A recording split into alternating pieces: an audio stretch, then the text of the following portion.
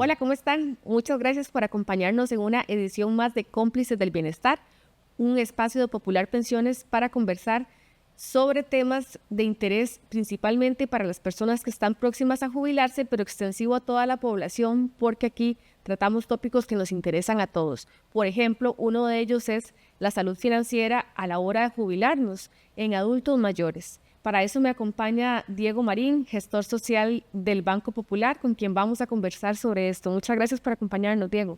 Muchas gracias, Silvia, por la invitación y de mi parte un gusto poder venir a conversar sobre la educación financiera y especialmente una población tan importante como la adulta mayor. Claro, el endeudamiento es un asunto que nos perjudica a todas las poblaciones en el país, diría que en el mundo, pero principalmente en el país.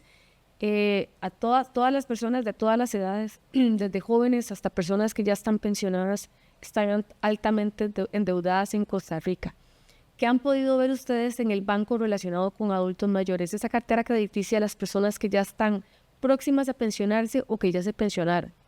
Como bien lo dice Silvia, en Costa Rica hay un problema de sobreendeudamiento importante. Hace poco estábamos analizando unos datos y son 125,000 personas que se encuentran en condición de sobreendeudamiento. Esto quiere decir que su ingreso no le alcanza para atender sus obligaciones financieras.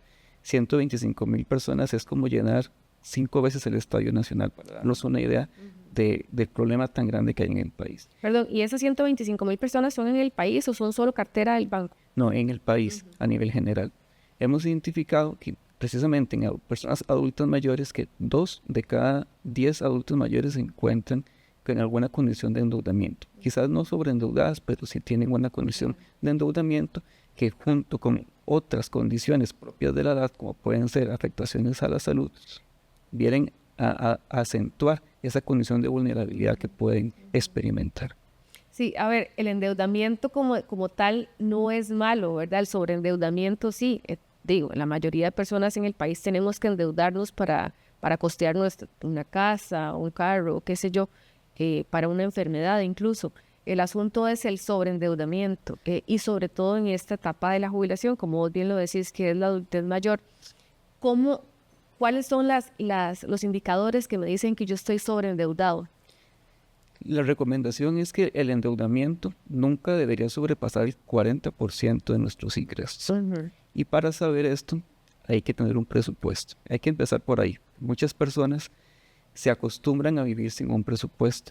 Creen que pueden llevar todas sus cuentas de manera mental. Y eso es un gran error. Nos estamos autoengañando. A la hora de que ponemos nuestros datos en una hoja o en una aplicación, en un Excel, eso nos da una mayor visibilidad de cómo es nuestra condición y mayor control sobre nuestras finanzas. Entonces, ese es el primer indicador. Una persona no debería endeudarse más allá del 40% de sus ingresos. Esto porque va a afectarle su calidad de vida, la satisfacción de sus necesidades básicas y eventualmente no va a poder afrontar una situación apremiante que pueda experimentar. Claro, como para dar un ejemplo fácil, si yo gano 100,000, si a mí me entran 100,000 colones por mes, yo debería endeudarme solo con 40,000. Los otros 60,000 debería quedarme para pagar pues lo otro, todos los pagos básicos y hasta para ahorros, si fuera posible. Y esto que estás mencionando es muy importante porque el endeudamiento debería ser en razón de un objetivo o de una razón justificada. En el banco identificamos que hay 3 tipos de deudas. Se encuentra la deuda buena, que es una deuda que nos puede traer algún rédito en un corto, mediano o largo plazo. Un ejemplo de deuda buena es, por ejemplo, la adquisición de una casa. Sabemos que en el tiempo esta casa va a ir aumentando su valor y eventualmente va a ser un bien que se pueda explotar de alguna manera. También una deuda buena es capacitarse en estudios. Una deuda buena es poder invertir en un negocio. También existe la deuda mala. La deuda mala es catalogada la deuda de consumo. Si no me está alcanzando el dinero para pagar el alquiler o para comprar el diario y me endeudo, esto va a venir a incrementar el problema en un corto plazo. Claro. Entonces, esa es una deuda mala. También deudas para apoyar a terceros. El famoso es ser un fiador o sacar un crédito a mi nombre para otra persona. La persona tiene que ser consciente de que hay una alta probabilidad de que tenga que asumir esa deuda y son deudas que no se recomiendan. Les pasa mucho a los adultos mayores, me imagino. Lastimosamente. Esta tercera de la cual nos estás hablando, ¿verdad? Sí, es que para apoyar a otros, porque así es, los adultos mayores, muchos de ellos ayudan a la casa con su ingreso, con su pensión, incluso con el ingreso que tengan, pero quienes tienen pensión incluso meten la pensión para ayudar a la familia.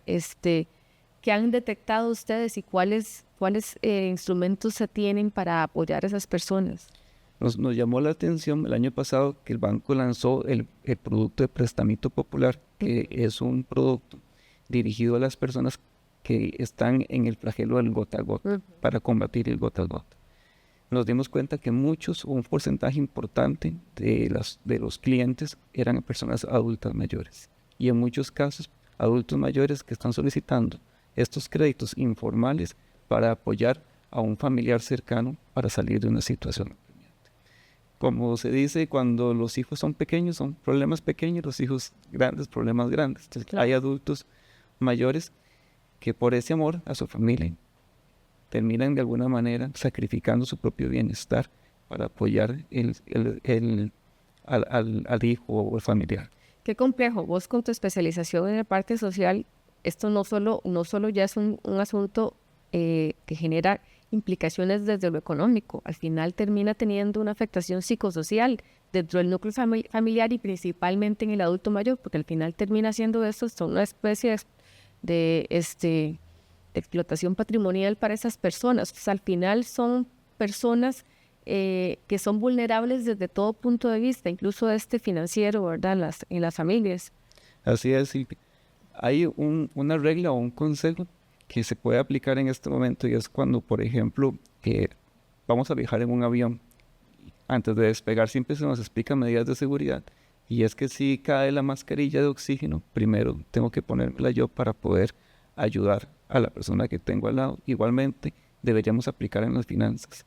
Yo no puedo ayudar a un familiar o a una persona querida si yo no estoy bien, o si le voy a dar ese oxígeno que yo voy a necesitar. Entonces tal vez es algo de lo que me gustaría hacer acá hincapié, de que no está mal ayudar a un familiar, siempre y cuando tengamos la conciencia de que eso no va a afectar propiamente a la persona adulta mayor, que en muchos casos va a requerir de ese dinero también para atender otras necesidades muy propias de su edad.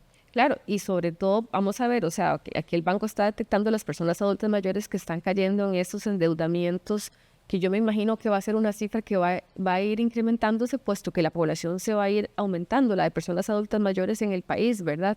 Y esto que vos decías, la palabra conciencia no solo de quien se va a endeudar, sino de quien le está pidiendo a ese adulto mayor que se endeude para ayudarle, porque al final lo que está haciéndole es generándole una presión más a esa persona adulta mayor que en buena teoría debería estar disfrutando de la última etapa de su vida dignamente, ¿verdad? Exactamente. Hay otro indicador que nos hace saber si una persona está sobreendeudada, y es la poca capacidad que tiene para ahorrar. Porque si una persona logra acumular un colchoncito de dinero, ya sea para atender una emergencia o para cumplir un objetivo financiero, eso le va a evitar adquirir deudas. Y es parte de la cultura que quizás el país no ha promovido, pero no es tarde. Las personas adultas mayores, aunque tengan ingresos reducidos de su pensión, que no van a recibir lo mismo que su salario habitualmente, pero pueden apartar un poquito. Lo importante es hacer el hábito, un poquito, para ir creando un fondo. Se le puede llamar fondo de emergencias, pero me gusta más llamarlo un fondo de paz, porque eso es lo que nos viene a dar ese dinerito para poder atender una situación apremiante. Y hay otra manera de evitar el endeudamiento, y es adquirir algunos planes de seguro. Hay seguros médicos, hay seguros para cubrir intentos de fraude, también con mis tarjetas, con mis cuentas. Son situaciones que a cualquier persona le pueden pasar, pero a un adulto mayor tiene un impacto mucho mayor. Y es parte de los productos que nosotros recomendamos que se pueden adquirir, porque nos van a proteger y nos van a traer mayor tranquilidad y bienestar, que es lo que todos queremos. Más adelante vamos a ampliar un poco más sobre esto de los fraudes y cómo evitar ser estafado, ¿verdad? Que ciertamente la población adulta mayor es uno de los blancos de los ciberdelincuentes. pero como a manera de resumen, ¿cuáles son esos pasos, esos consejos fáciles que podrían acatar las personas adultas mayores que estén altamente endeudadas y que, por decirlo coloquialmente, la están viendo fea con la administración de su ingreso, si es que tienen un ingreso fijo, si tienen una pensión o algún dinerito que les ingrese fijo por mes, ¿verdad? Que quieren aprender a administrarlo mejor para tener esa tranquilidad que todos deberíamos tener cuando ya nos jubilamos?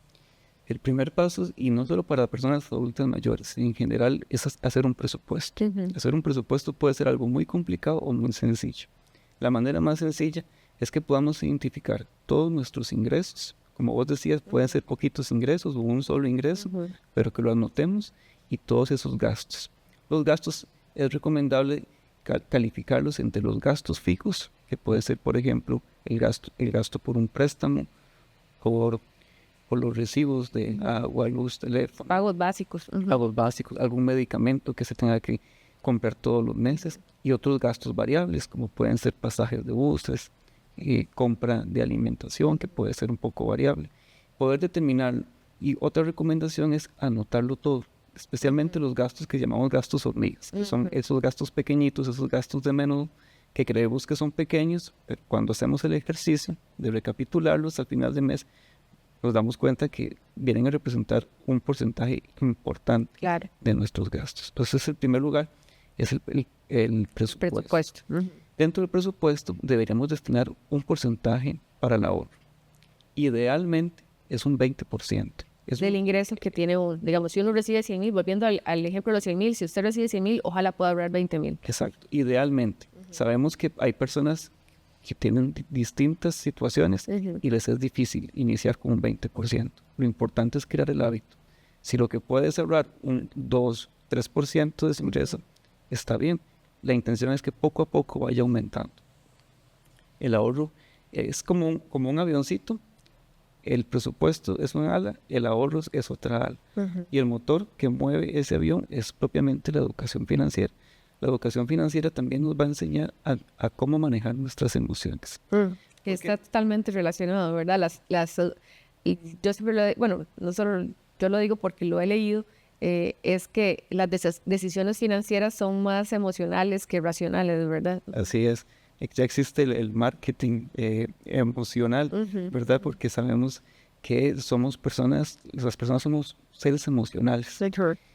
Y está bien, porque las emociones nos ayudan también a cumplir sueños, nos impulsan. Sin embargo, hay que tener un plan. Y el presupuesto, esa es la ruta que nos ayuda a seguir un plan. Como me consultaba, si una persona ya está altamente endeudada, hay algunas estrategias para salir de ese endeudamiento. Las tres principales es la que se llama la bola de nieve. La bola de nieve consiste en enlistar todas esas deudas que tengo e iniciar a cancelarlas de la menor a la mayor. Esto va a requerir disciplina, sacrificio y sobre todo un compromiso de que cuando logro cancelar la deuda menor, esa liquidez de más no gastarla, sino más bien abonarla en la siguiente deuda. Este es un método. Qué difícil, ¿verdad? Es tentador porque la mayoría de gente cuando vemos plata, por supuesto que todo el mundo piensa en el consumo presente, muy pocos piensan en el consumo a largo plazo, vamos a ver, en el ahorro a largo plazo. Y no es algo que sea, vamos a ver, que sea propio de cada persona, sino que es un comportamiento generalizado de la sociedad, es al final comportamiento humano. Así es. Este método de la bola de nieve tiene un beneficio y es que se pueden obtener resultados en corto plazo. Entonces eso motiva a que la persona pueda cumplir ese plan de saldar esas deudas. El otro método se llama el método de la avalancha. Es como al contrario, más bien enlistar las deudas e iniciar con la de mayor peso. Esto va a requerir un sacrificio quizás un poco mayor porque no se van a obtener resultados a corto plazo. Sin embargo, cuando se logre cancelar esta deuda, se va a sentir un alivio sustancial en las finanzas. Eventualmente puede ser el crédito de una casa, que puede ser el gasto generalmente mayoritario. Una vez que se cancele, esa liquidez va a permitir satisfacer otras necesidades que se han estado postergando o bien empezar a cancelar hasta de golpe otras deudas. Y ahorrar para una contingencia, principalmente cuando ya nos pensionamos, ¿verdad? O sea, ciertamente vivimos más años y eso muestra la calidad de nuestro sistema de salud, que ha sido muy bueno, pero vivimos más años y entonces tenemos que hacer que esa platita que tenemos para la jubilación se extienda, y cuantos más años vivamos, ya los últimos años van a ser, ¿verdad? Vamos a tener que incurrir en mayores gastos porque vamos a tener algunas dolencias de salud, porque así está comprobado, así ocurre con las personas. Ojalá que eso no sea así, pero lo que nos dice la experiencia es que sí, que cuanto ya más añitos tengamos, pues vamos a tener que invertir más en pastillas, en medicamentos, hasta en hospitalizaciones y demás. Totalmente, y como lo mencionas, en la etapa del adulto mayor van a aparecer afecciones que quizás en la etapa de la juventud o la adultez no existían, y es propio del ciclo natural de la vida. Y qué difícil es cuando una persona llega limitada económicamente y no puede atender esas condiciones de salud. Por eso es que se procura que las personas puedan saldar todas esas deudas antes de llegar a esta etapa. Y el último método para poder afrontar el sobreendeudamiento es el de refundición. Es que si tengo diferentes acreedores, poder unificar esas deudas de manera que voy a tener un poquito más de liquidez y un poquito más hasta de paz mental, que ya no es como ese estrés de que esta semana tengo que pagar a tal, esta otra semana, sino que es un solo pago concentrado. Estos métodos pueden funcionar siempre y cuando la persona no adquiera nuevas deudas. Sí, disciplina, la disciplina. Entonces, bueno, el presupuesto y explorar los métodos mediante los cuales puedo saldar las deudas que tengo. Básicamente esos serían los consejos. Ahora, Diego, ¿cómo estamos en el país con el asunto de dar créditos a personas adultas mayores? ¿Puede una persona adulta mayor optar por un crédito, y hasta qué punto eso es recomendable? Porque, bueno, volvemos a lo mismo. La estabilidad financiera al final es estabilidad general, ¿verdad? Lo que hace es darnos tranquilidad. Pero si soy adulto mayor y si más bien ya pasé una vida laboral estresante y ahora lo que quiero es estar tranquilo, pues difícilmente voy a estarlo si tengo una deuda a la cual no puedo hacerle frente. Gracias por esa pregunta, porque existe una idea generalizada de que al adulto mayor no se le puede prestar, y lo cual es erróneo. Un adulto mayor es sujeto de crédito, tal como una persona asalariada. Se le analiza su condición de asalariado, al adulto mayor se le analiza en su condición de jubilado. Entonces, perfectamente puede optar por un crédito.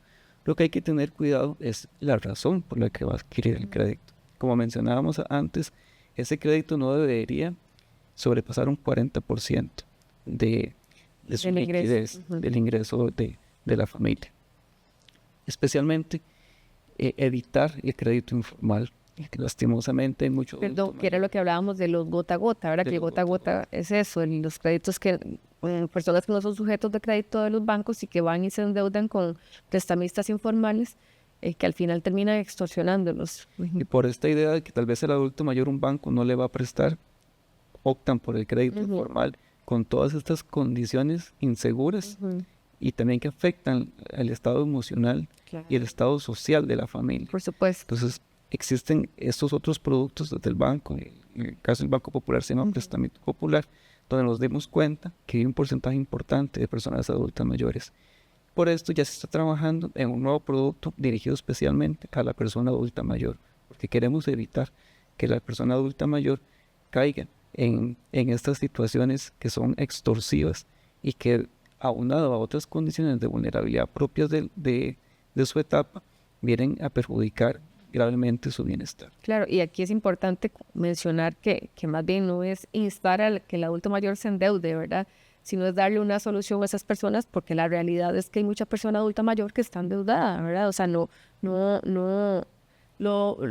consejo de las personas expertas es no se endeude, y como vos bien nos decís, no se endeude si no puede hacer frente a las deudas, y sobre todo trate de no endeudarse en su etapa de jubilación, porque es una etapa en la cual usted tiene que estar tranquilo. Pero si la única forma es endeudarse, ¿cuál podría ser digamos que una excepción en la que sí es conveniente que un adulto mayor obtenga un crédito? Sí, es algo que va a depender mucho de cada situación. Hay deudas que nosotros llamamos que son deudas forzadas, que es cuando ya la persona no tiene un colchoncito financiero, un ahorro suficiente para afrontar una crisis. Que me imagino que para esas personas es este producto del cual nos estás hablando. En eso es que se está trabajando actualmente. Existen crisis especialmente en salud, alguna operación urgente, exámenes, algunos medicamentos que vienen a ser muy caros por situaciones muy específicas. Claro. Y también existen deudas forzadas ante una catástrofe, como puede ser una situación dada por condiciones climáticas, La inundación de la casa, una sequía que puede afectar a una familia, o también hasta personas que han sufrido de un robo, que tienen que hacer frente a deudas, o se te metieron en la casa y no tienes ni siquiera para arreglar el portón que te rompieron. Situaciones de este tipo son las que entendemos que son deudas que la persona está forzada porque no tiene otra salida. Claro. Ahora, estas situaciones en las que las personas adultas mayores terminan vulnerabilizadas, porque así es, retomando, y las extorsiones o los ciberdelincuentes, ¿verdad? Todas las estafas cibernéticas. En el país sabemos que estamos todos expuestos a eso, pero la población adulta mayor es un blanco para los ciberdelincuentes. ¿Cuáles podrían ser, bueno, tal vez algún caso que puedas compartirnos? Porque yo creo que todos tenemos un conocido a quien han estafado, no necesariamente adulto mayor, a quien han estafado, o incluso a nosotros mismos nos ha pasado, pero algún caso que conozcas y de cuáles herramientas pueden echar mano a estas personas adultas mayores para evitar ser víctimas de los delincuentes. Sí, Silvia, como lo acabas de mencionar, todos estamos expuestos a sufrir una estafa, a ser víctimas de un ciberdelincuente. Pero las personas adultas mayores han tenido una brecha digital, que han tenido que ir aprendiendo cómo utilizar una app del banco. Algunos todavía les da miedo utilizar la app. Bueno, incluso no personas adultas mayores, hay personas incluso jóvenes que les da pereza en la digitalización bancaria, ¿verdad? Hay algunas barreras que todavía son difíciles de derribar y se entiende, porque es la manera en que toda la vida han ido a recibir su dinero, prefieren ir a la agencia a sacar la pensión o ir al cajero. Y uno no les culpa, porque si les ha pasado, lógicamente pueden desconfiar perfectamente. Pero al igual a como pueden haber riesgos en la calle, también hay riesgos en el ámbito virtual. Nosotros desde el banco, apoyados el año pasado por la Asociación Bancaria Costarricense, realizamos un curso, se llama Tu Banca un Clic.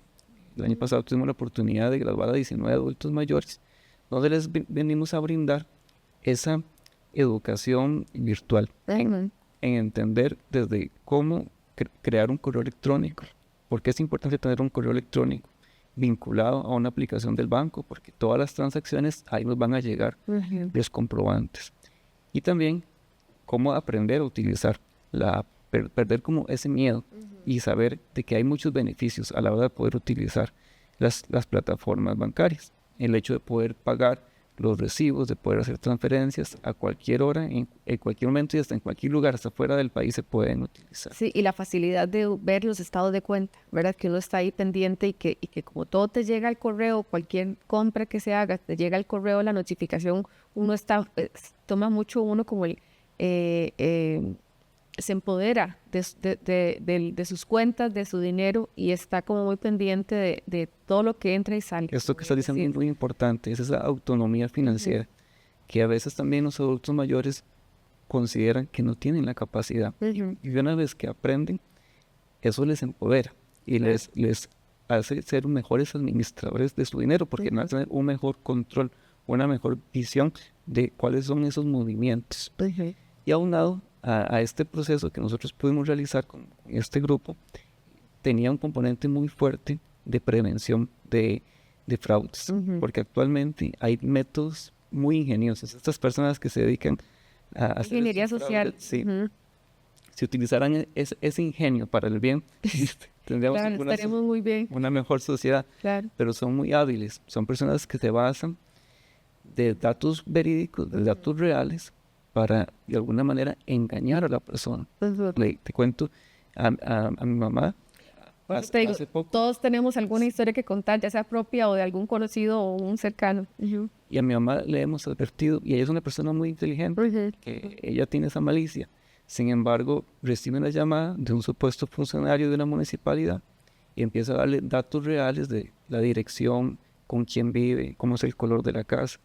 Datos que cualquiera ponen, increíble, pues, reales. Lugar, si la llamada es real. Yo creo que más bien ahí uno no se lo cuestiona, uno está, o sea, uno cree que lo están llamando de la entidad. Exactamente. Cuando va avanzando la conversación, la persona le solicita llenar un formulario. Dentro de los datos del formulario hay datos reales, pero también le están pidiendo datos sensibles. Y es ahí donde hay que tener ese cuidado de que se nos enciendan esas alertas. Sí. Ningún banco lo va a llamar para decirle ponga su usuario y su contraseña, su clave. Exacto, no ponga los números de su tarjeta, no tiene que poner el usuario web, mucho menos las claves secretas, porque eso es lo que están buscando. Claro. En el caso de mi mamá, cuando el banco detectó que desde otro teléfono distinto al que ella tiene vinculada su usuario, estaban intentando ingresar, bloqueó inmediatamente la cuenta. Y no hubo ningún perjuicio económico. Sin embargo, sabemos de que hay personas que sí sufren estos perjuicios económicos, y en muchos casos es porque el mismo cliente está dando los datos sensibles. Y ahí es donde tenemos que tener cuidado. Como mencionabas, ningún banco va a solicitar información sensible. Ninguna entidad, básicamente, ¿verdad? Si hay duda, es mejor cortar y llamar directamente ya sea a la municipalidad o a la institución donde supuestamente te están llamando. Si es necesario. Si te llaman por WhatsApp, eso ya es sospechoso. Las instituciones formales no utilizan el WhatsApp para llamar. Utilizan el WhatsApp para atender algunas consultas, pero ningún funcionario te va a llamar desde para hacer llamadas, eso es importante. Mucho menos te va a mandar un enlace para completar información. Claro. Es parte de los cuidados que... Entonces, no completar nada, información de ningún tipo, ni dar datos sensibles. Y por datos sensibles entendemos correo, usuario, ¿verdad? Contraseña, no sé qué otro dato puede ser el número de la tarjeta, si es tarjeta de débito o crédito, el código de seguridad que se encuentra en el reverso, generalmente son tres dígitos, es información que no se tiene que dar. Y hay un elemento común siempre con esas estafas, y es un sentido de urgencia que tiene el estafador. Hay cierta presión de que la persona complete la información, y eso es algo que también nos debería llamar la atención. Claro, cuando usted lo llama y lo apuran, eso no es una buena señal. Eso no es una buena señal. Entonces es mejor tomarlo con calma, colgar o no proseguir con el trámite, conversarlo con personas de confianza o ir directamente a la institución para evitar ser víctima de un fraude. Mejor. Diego, te agradecemos mucho todos los consejos y la información valiosa que nos has compartido hoy. Muchísimas gracias por acompañarnos en una edición más de este espacio que es hecho con mucho cariño para las personas que están próximas a pensionarse y para la población en general. Muchas gracias, Silvia, por la invitación y espero que esta conversación sea de utilidad. Quisiera recalcar que el bienestar financiero no depende de cuánto dinero recibamos, sino de cómo lo aprendamos a organizarlo y a protegerlo. Porque si tenemos una buena educación financiera, vamos a tener una buena calidad de vida. Así es, bueno, y con ese consejo tan potente nos despedimos. Muchísimas gracias a ustedes por acompañarnos en una edición más. Los esperamos.